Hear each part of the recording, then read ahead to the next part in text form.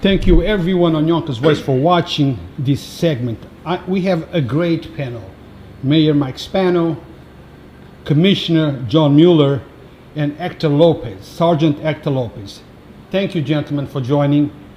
And we are going to talk about this great thing that we are doing in our city. This is a city thing. Of course, there is others involved, but let's start with how did this relationship start between Hector Lopez, Commissioner, and the Mayor. Mayor, let's start. Well, you know what? I mean, Hector and I go back a long way. Don't forget, Hector's sister was a member of the city council, and so with my brothers who are police officers as well. So there's always been a relationship, and it's been a good, solid relationship. And Hector's always been somebody who you could depend on, not just politically, which I have depended on him politically, but somebody who works within the community to try and do more for the people, whether they be here or abroad. And that's what we're here about today. Commissioner, how did it come about? So, as far as this effort, I think we have to go back to our relationship that began when Hector and I became friends several years ago now, where Hector was doing a countywide solicitation for used bulletproof vests for police officers in the Dominican Republic. Obviously, everything starts with the mayor, and the mayor was all for it. He was all over it, and so Hector and I started collecting vests. He was going all over the county. I was just pretty much the Yonkers point of contact along with Police Officer Goldberg, Dave Goldberg, who was also very helpful with this, and we got these vests, and then the Dominican Republic Police came, and that's kind of how this idea happened, that not only can you help your own community, but you can help beyond the global community. Mr. Santiago, we've been talking for a few years. I'm sorry, Santiago, Lopez. Thank you. Hector Lopez, It's my live, mistake. it's fine. And it's live, I could add it if it wasn't. Mr. Lopez. We talked about Sergeant Lopez. Yes. You are very much involved with the Latino community. You actually represent the Latino community. Tell us a little bit about that, and about you and Commissioner Mueller. How did you two got together from your perspective? Well, I met Mueller in several community events, particularly a lot of Hispanic festivals and events, and every time there was an event, he was there. Every time there was some type of Hispanic event or festival, no matter where it was in Yonkers, and I showed up, he was there. So to me, I figured that I seen him more than a lot of Hispanic leaders in these events. He cares a lot about the community and the people. He's unbiased. He just, wherever there's some type of festival, he's there representing the Yonkers police, and he represented very well. So when I started getting these bulletproof vests sent to the Dominican Republic, I called Mayor Spano, and Mayor Spano quickly put me in contact with then Chief Mueller, and from there, without hesitation, we met that same day.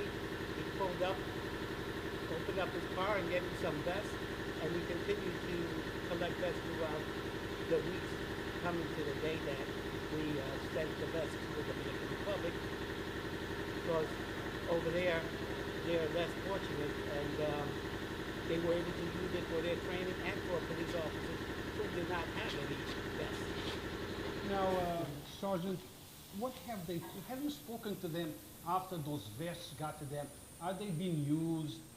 Are they happy that they have it? Has that benefited the department? They're very happy that they have it. As a matter of fact, they came to march on the Hispanic Day Parade here in Yonkers, a couple of the last parade and prior, and they even took some with them on that day too.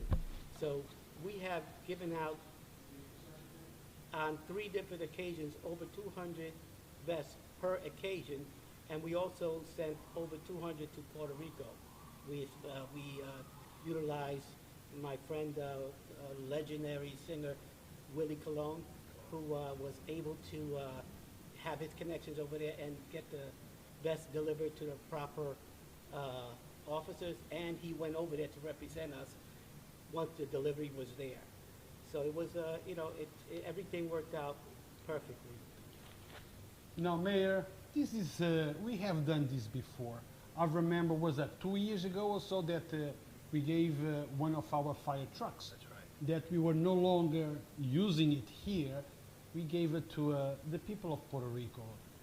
And I'm sure that they're very happy. Has anyone ever reached out to you to talk about it, the gift that Yonkers Well, you gave know you? what?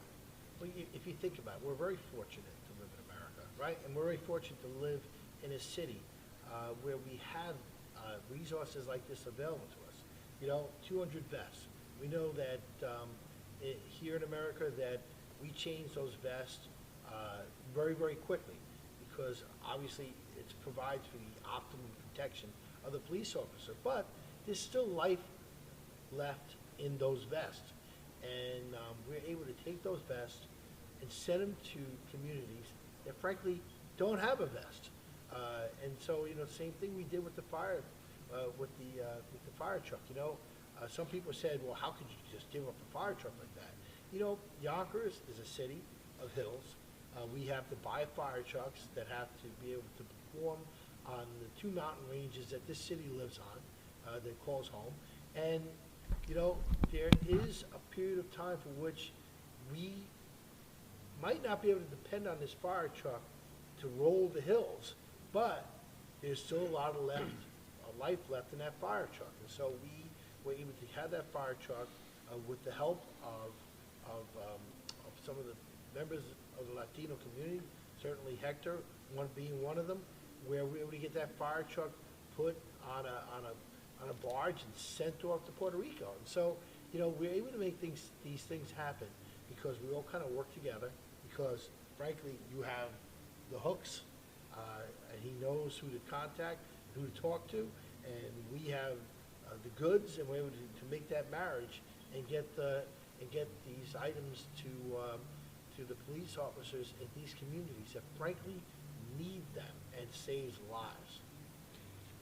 Commissioner, you are not just a man for the community. Now you are reaching out to other communities and helping other people that are desperately need for the items that can help them. Today we were here this morning and for the press conference about the PPEs that are being sent to Mexico, Puebla. Tell us a little bit about how this came about and what are the items that are going to go there and how is this going to help them? So one of the points I want to make to jump off on what the mayor was saying was what I really love about the work we've done with the Latino community is, if you think about it, the first initiative was for Dominican Republic. The second initiative for Puerto Rico for the hurricane, and now here we are with Mexico, and it kind of reflects really well on our diverse Latino population and the fact that we have stakeholders in all 3 communities that are willing to partner with us. As far as this was just a pretty simple conversation between myself and Alfonso Alvarez of Dos Marias. He'd been back to Puebla. He was very upset about the condition that the clinic was in the town he grew up in.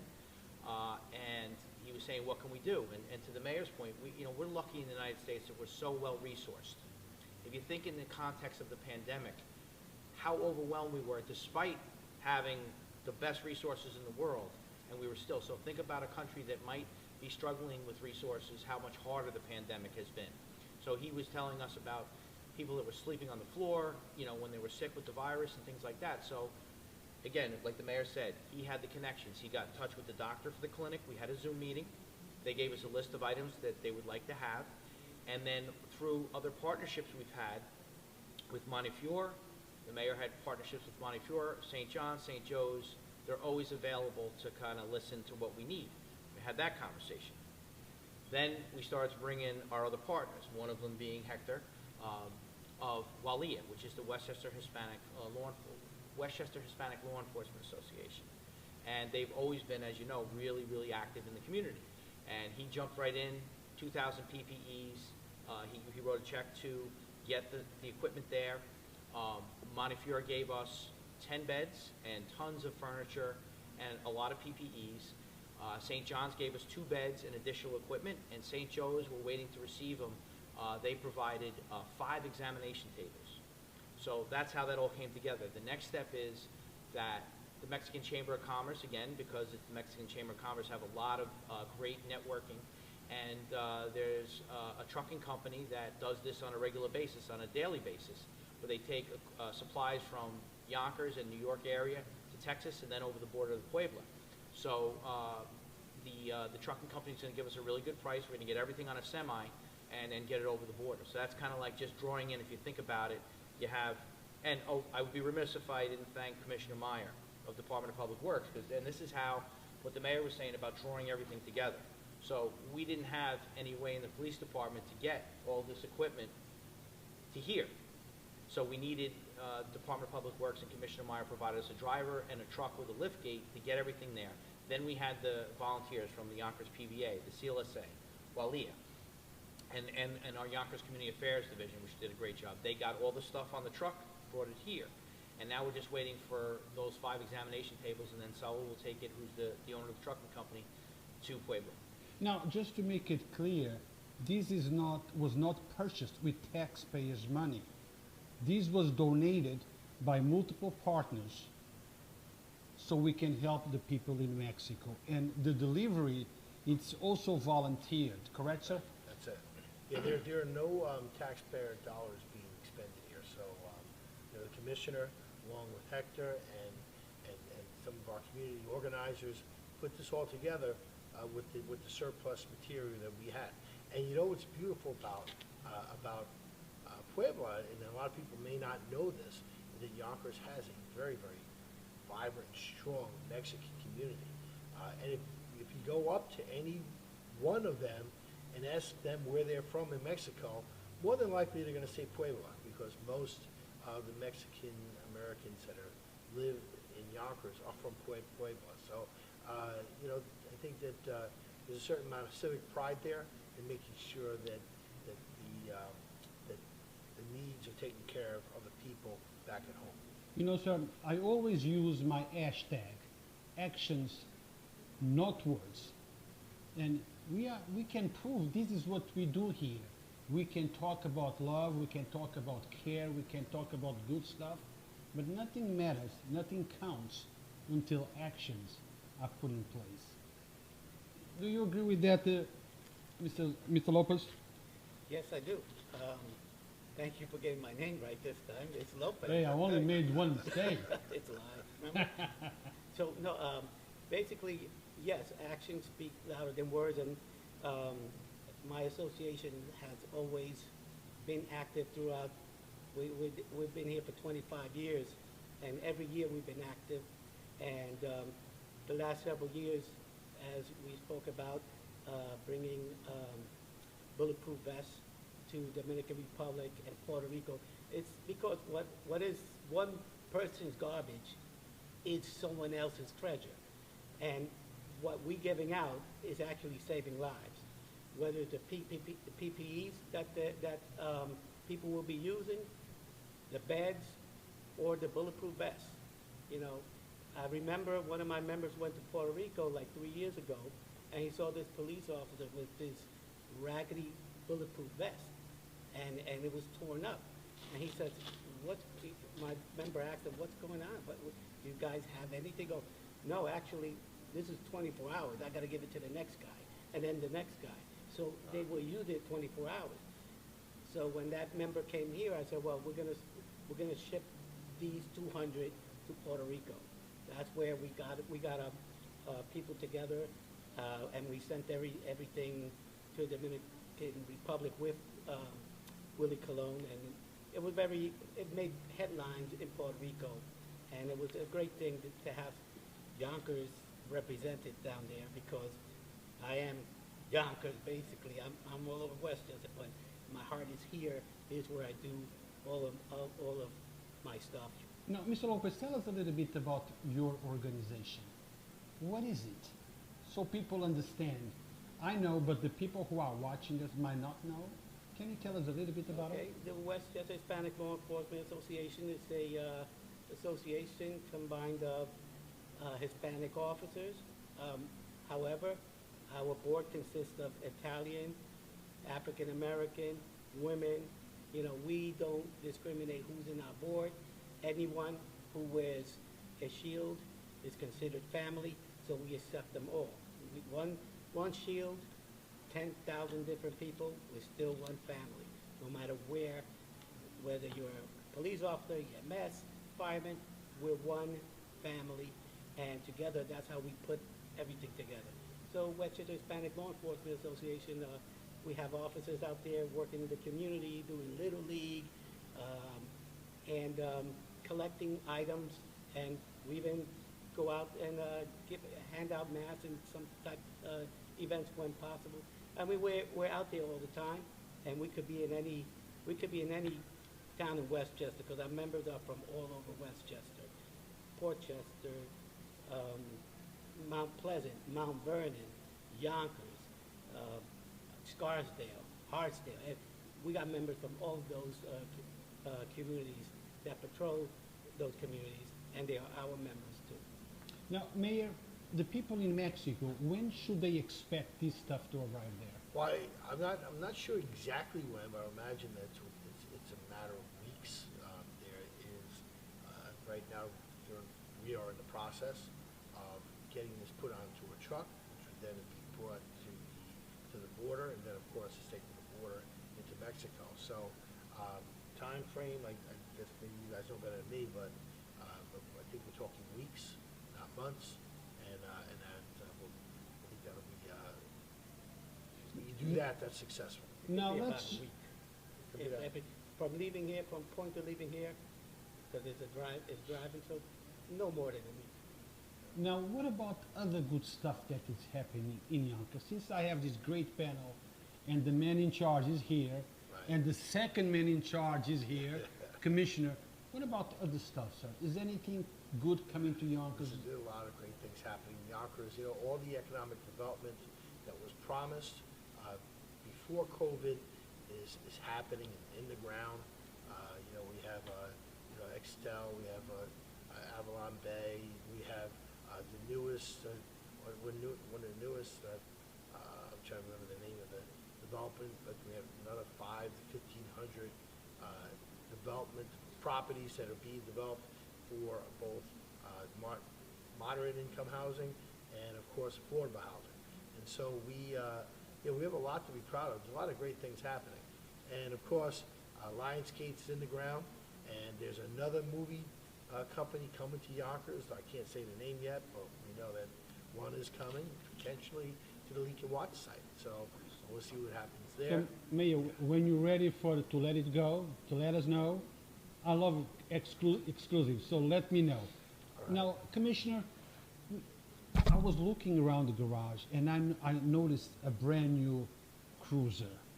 Can you tell us about that vehicle? Sure. So you're talking about the sector car there? Exactly, sir. Okay, so we have to get new cars every couple of years. You know, it's just the nature of a vehicle being used 24 hours a day. They don't get a break. And so we get new vehicles. This is the newest version of the Ford Interceptor, but it is a hybrid.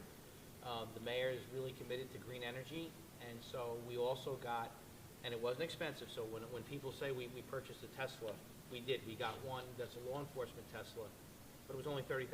Not say only, but $30,000, and we know that by 2030, the goal for the whole in the United States is to have producing only electric vehicles, so we have to start thinking about this. Hard for the sector car because it runs 24/7, but I think as the batteries get better and the recharge time goes down, I think we'll probably go to electric like everybody. But we feel like there's going to be a number of spots where we can get electric vehicles for the YPD, for administration and things like that, where we can get them charged and still be very functional. And Mayor, charging stations, how is it going to be in Yonkers? Well, What's the plan?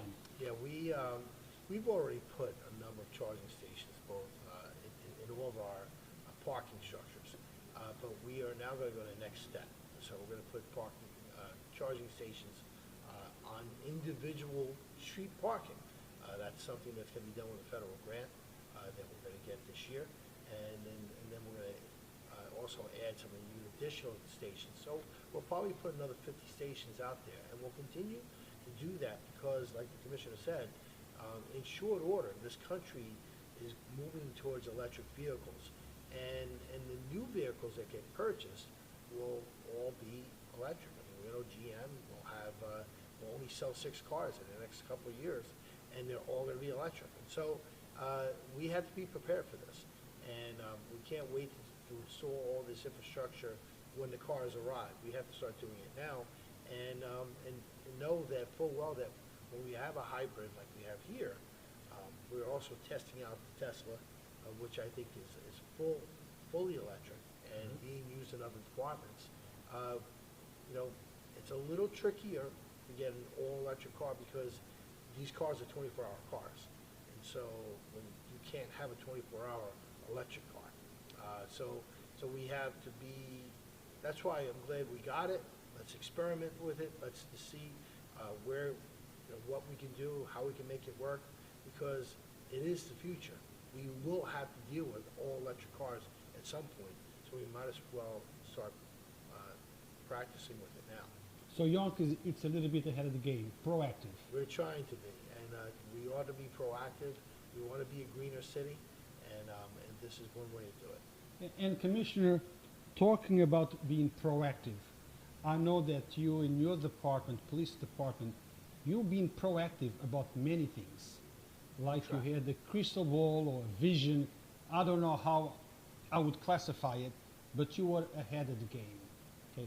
We have seen lots of things that have been happening around the nation, and many of those issues with the police reform that are going to be in place now, those were things that you already had a vision and were already moving the needle in that direction. Thank you. Can you tell us a little bit about what's going on with the police reform and how is your department doing?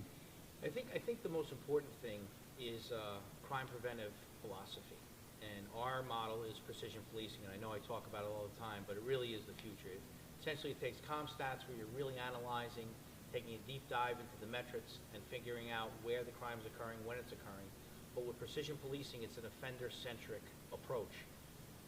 We don't have to stop everybody in neighborhoods anymore. We don't have to make arrests. I think we've halved the amount of arrests we've made since, I think 2007, we were around 7,000 arrests. We're now well below 4,000. And crime stayed down. So that's the key. So now you're looking at a policing state of grace, where you have low crime in a manner in which the community is supportive of how you're doing your job. And that's what we're always working towards. Our big thing this year is recruitment. We have our test. It's going to come up between September and November. It hasn't been posted yet, but we're already trying to be proactive about that. The mayor's committed to $80,000, well, actually $88,000 in the entrance exam tutorial. So we're going to have, right in Yonkers, we're going to have an in-person entrance exam tutorial. You're going to be supplied with all of the materials.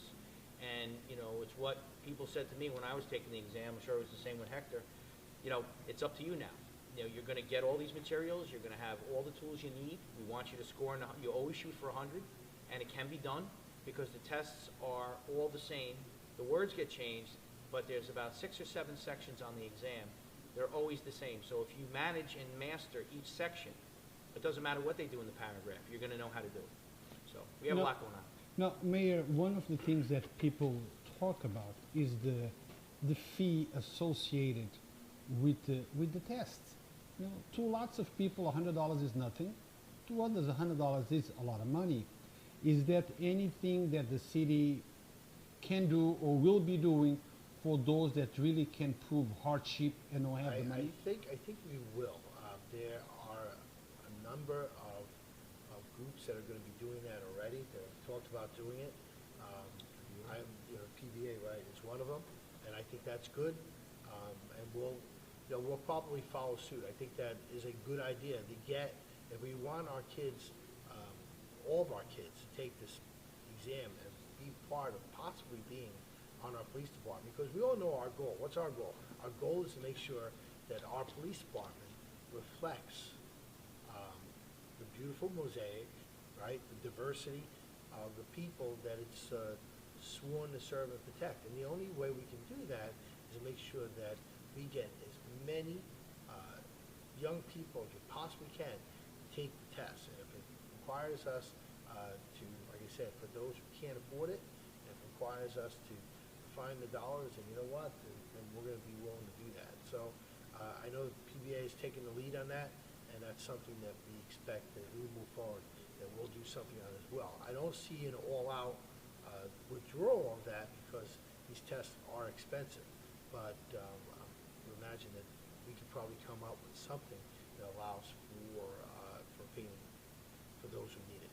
You want to add anything to it, Commissioner? Yeah, I just want to talk about, you look at WHLEA and you look at the great work they've done here in helping us, but they're also extremely helpful when it comes to recruitment. This is a way, and it's very similar to the Yonkers Guardians, the African American Officers Association for Yonkers PD, and the Westchester Rockland Guardians, who are also really great, and WHLEA. So these groups are very, very vital to us being effective in conducting outreach to our communities of color, to go out and say, we have officers that are in these organizations that are willing to give of their time. They're not being paid for it, to go out and explain why this is a great job to have. So WHLEA is at the top of the list as far as fraternal organizations. They're growing. They're getting bigger and bigger every year. All you have to do is go to one of their, when we go back to normal, there's 400 people, and at a function. So it's really great. But we really depend on the fraternal organizations like WHLEA to really get the message out. It's not just asking people to take the test. It's taking a member of WHLEA or a member of the Guardians to sit down with a potential applicant, a potential candidate, and share with them why this is not a bad idea. Mr. Lopez, you are very involved with the Latino community. What do you hear from them, from the community, as a cause for us not to see as many Hispanic people within the police department and fire department?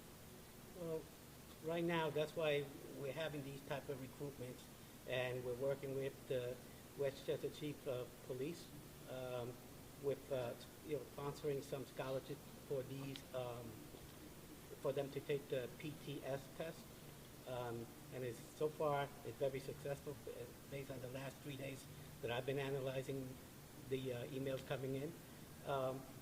Everybody wants, basically the community wants to see people that represent the community. So, for example, if it's, let's use Elm Street. That's New Main Street.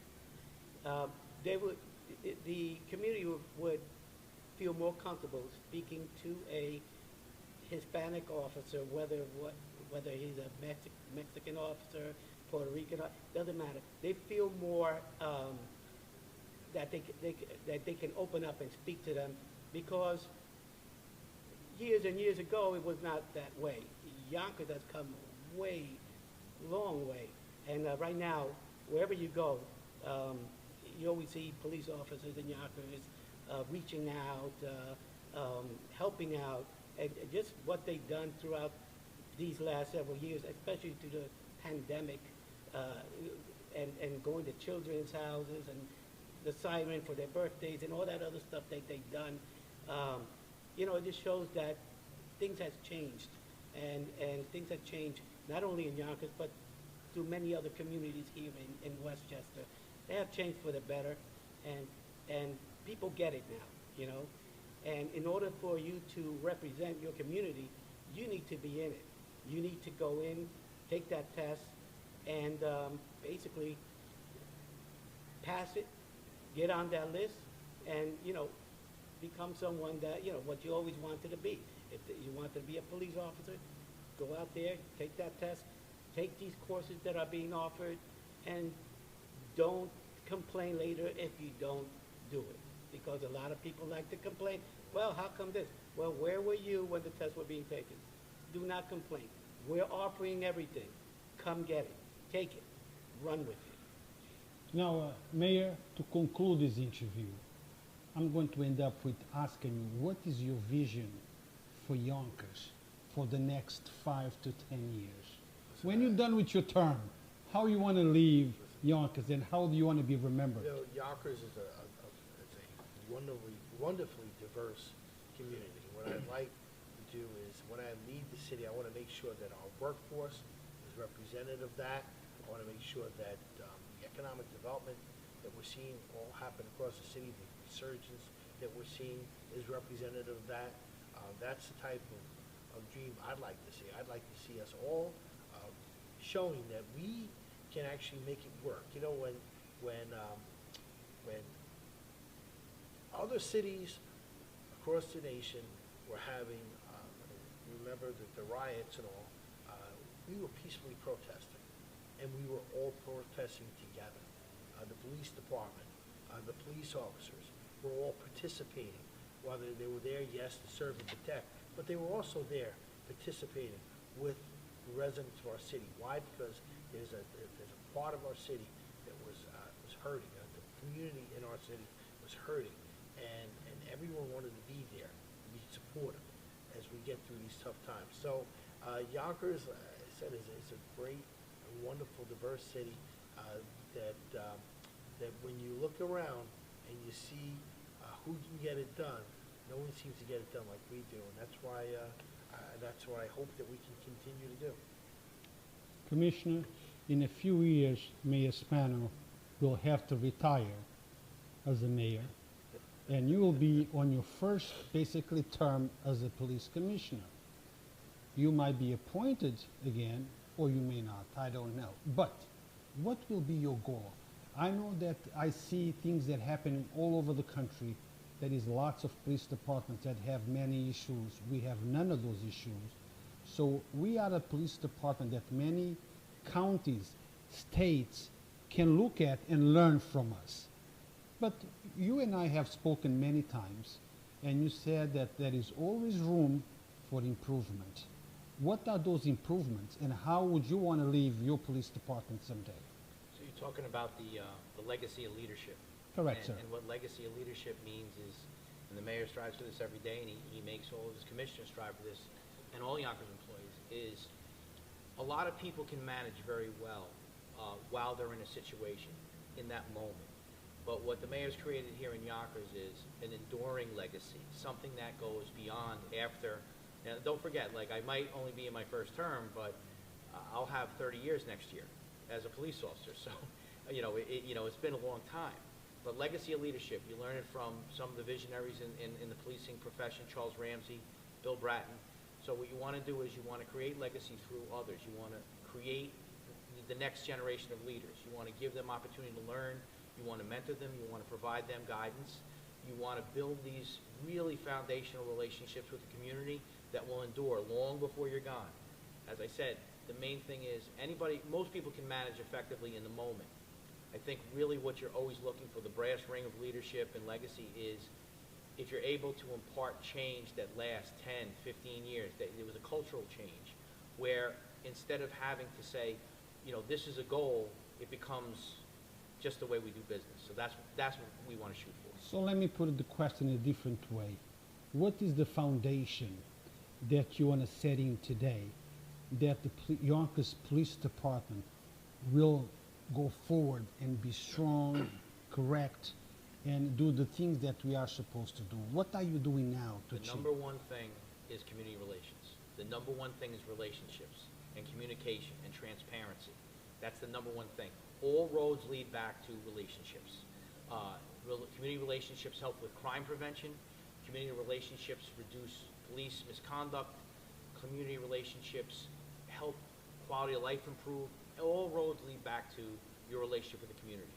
Because the truth is that the overwhelming, vast majority of members of the city of Yonkers are clients. That's how we look at them. They're our clients. We don't really operate on the metric of if we're making money or not. But my goals and objectives are always, what is the public perception of us as best we can gauge, and what is our crime like? And if we can find and balance those two, we know we're where we need to be. So that's really what all roads lead back to the community. And are you happy with the direction of your police department? I'm very happy. These officers are fantastic. They really are. Especially the younger one. They get it. They come on in a very challenging time, but challenges makes you be better. And it makes you, these challenges are put there for a reason. We would not be where we are now if some things didn't unfold in the last year or so. And we have to recognize that and appreciate it because we have to keep striving to be better every day. Mr. Lopez, what is your take on what the mayor said and the commissioner? Well, basically, Yonkers is on a right path as far as development, and as far as the Yonkers police in the direction they're heading, you heard it for yourself. I can't say anything more than that because it's been heading in a great direction for the last couple of years, and the success of it is the leader, the person in charge. It's always you follow the leader, and he's the mayor, he's the commissioner. They're both leaders within their own ranks, and if they continue to do what they're doing, I mean, Yonkers is going to be even a better place to live. So Mayor, just wait and watch. Just wait and watch it. If you don't mind, can I just think about it? It wasn't long after I was elected that the Justice Department was in Yonkers. They were investigating our police department. They were investigating our department for being aggressive and for systemic racism. Imagine this. And we went to work with our partners in the police department, and we also went to work working in partnership with the Department of Justice. And we made 100 different changes to this department. We also focused very, very much, the Commissioner knew what he was doing, focusing very, very hard on community relations. You know, pizza with the police, coffee with the cop, Stop and Shake, the Explorer program, just to name a few things that we all did. And what happened? Well, at the end of the day, the Justice Department left. They didn't find any systemic racism, though they thought the department was somewhat aggressive, and we made together over 100 different changes to this department. Over 100 different changes. Crime went down to historic lows. Not only did crime go down to historic lows, complaints against our officers went down to historic lows. And so, and we're still one of the safest cities of our size in America. For those people who said you can't fight crime and have community relations at the same time, they're wrong. They're dead wrong. This commissioner, our police officers prove that every day, that you can have a safe city and have a city that is very much interactive with the people. They're sworn to serve and protect, and they're doing that right here in Yonkers. So I just want to say thank you. Well, Mayor, I was going to close this, but you opened something. I feel it. You did open something. Crime is down. People of Yonkers don't feel that way. I understand that why people don't think crime is down is because sometimes of people like I, that I'm in every corner filming everything. Not necessarily that crime is going up. I think crime is getting more exposure. Would you agree, Mayor, Commissioner? Yeah, I mean, I think that it is true with the, you know, in this era of social media where truly, as you're doing now with a Facebook Live post, it's real time, and it never was before. Yeah. Think about the way we would read in the paper, all four of us. You know, you'd read in the paper about something that happened 3 days later. Now you're getting it instantaneously. But I think it's important to note, you know, that one of the things the mayor is really helping with is we're going to be looking at some different software. And one of the nicest components of it, and I know the mayor really loves it, it's a public-facing portal where we can push out all this information instantaneously as well to get the, you know, be very transparent about all of the things, you know, whether it's complaints, quality of life, or crime, anything. So we're going to, you know, it's going to be a great way to communicate. And just to talk about the DOJ real quick, the mayor's right. A lot of people wouldn't agree with me.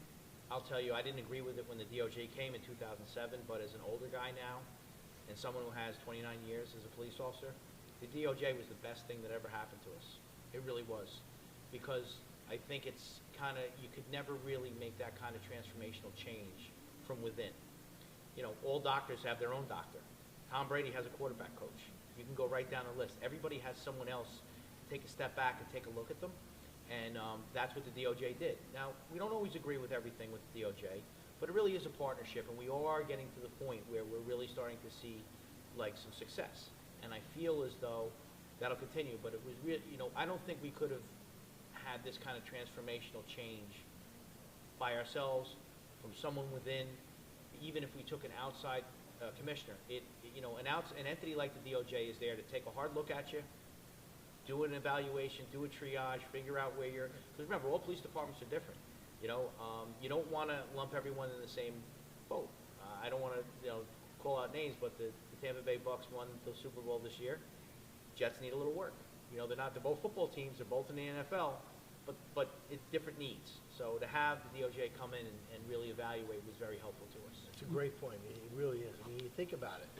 In those 100 changes, I mean, we all saw what happened in the country. We saw the George Floyd incident, right? Chokeholds. Chokeholds were banned in Yonkers years ago as a result of the 100 changes we've made. The George Floyd incident with that police officer wouldn't happen here because the commissioner put in place an early warning system. There were 17 incidents against that police officer. You wouldn't get past 4 in Yonkers without that officer being plucked off the street and us dealing with whatever issues that officer had. And so, these are the type of things that we've done. Now, you just answered your question before. Do you feel safe? You know what? People should feel safe. The numbers are good, but at the same time, as a mayor, one murder is one murder too many. One burglary, a car, someone stealing a car, all this stuff is obviously, I want to see 0. But if you look at the hardcore statistics, we are better than we've been, and we're better than we've been in a long time. And that's, and overall, that's going to help the city. But we are a big city. Big cities have issues that little villages and towns don't have. But I think overall, we're doing well, and we're moving forward. Now, Commissioner, since you brought up, Mayor, the DOJ, yes, DOJ might set up some rules. You might comply with certain things that the DOJ, but what about the mindset of the officers? That is also a problem. The fact that I comply with something does not mean that my mindset changed. How you deal with that, sir? So you have to be creative. And one of the greatest examples of that is we're going to be going into Project Able, probably in April or May. Project Able is a program that was authored by Georgetown Law School. We were the first department in New York State to do it. The NYPD has since jumped on board. Project Able is active bystandership for law enforcement. So essentially what it teaches is how to help your fellow officer. Like, officers are very good traditionally to back each other up physically, and it's the same in corrections. We weren't always so good about having someone else tap out. So if the mayor and I are partners and you're interacting with him and you guys seem to just have an issue, I can kind of just take over and make sure we bring it down to a level where everybody goes away happy.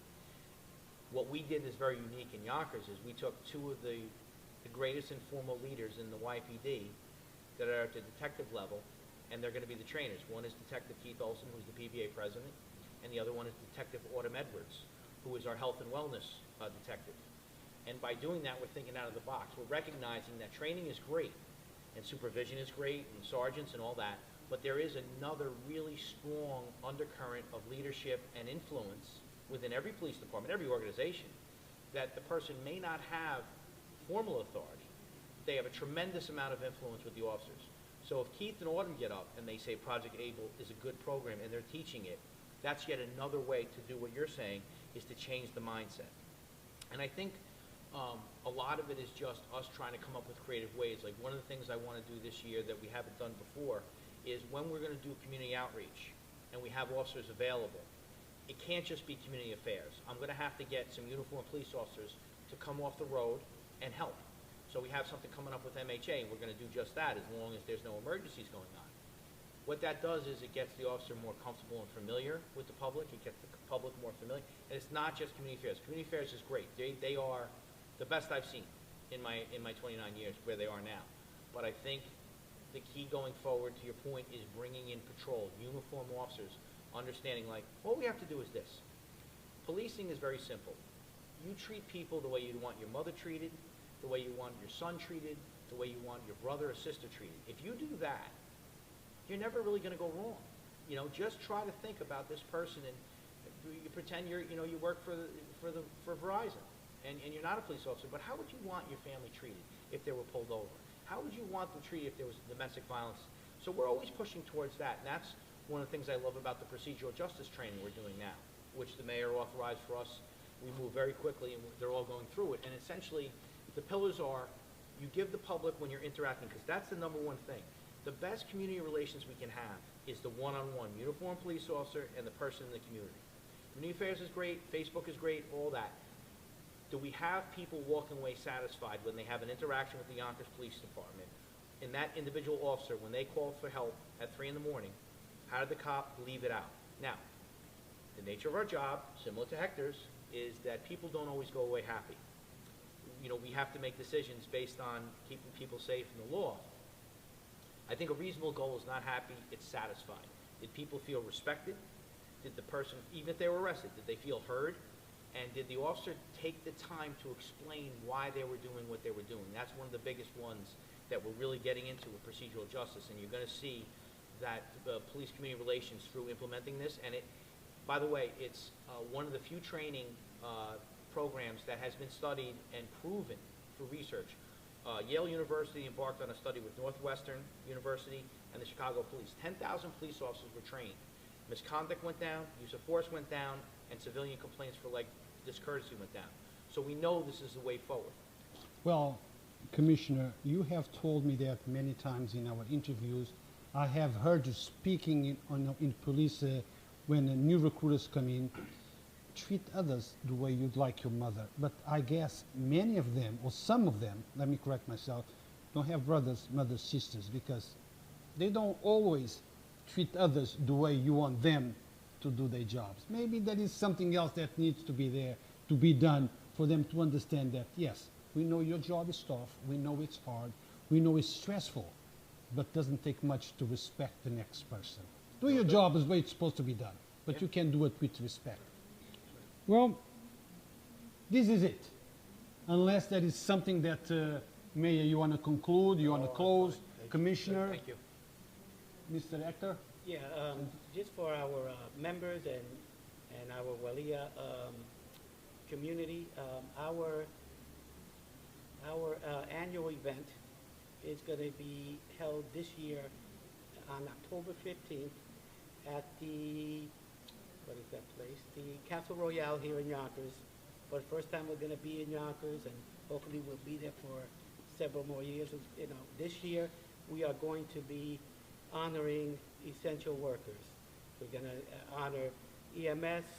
We're going to honor nurses. We're going to honor police officers. All those that survived this pandemic and did, you know, we're dedicating it to essential workers this year. Normally we have one person or two that we honor, but this year we're going to just honor all of those essential workers that gave 1,000% through this pandemic. And that's what we're going to do this year. Including the police department and Including police, essential workers, medical, police, fire, first all. responders, basically first responders and the essential workers that made everything flow when everyone else was locked in their homes and everything. So it's a dedication to them this year. And finally, I'd just like to give a shout out to the Westchester County Corrections.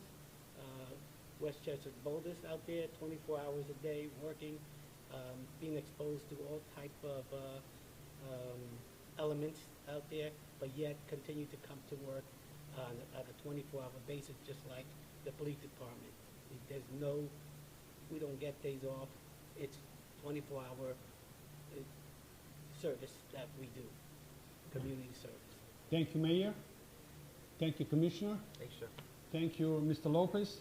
And guys, I'm fully aware that we had some audio issues, but I will upload this video with a clean audio correction.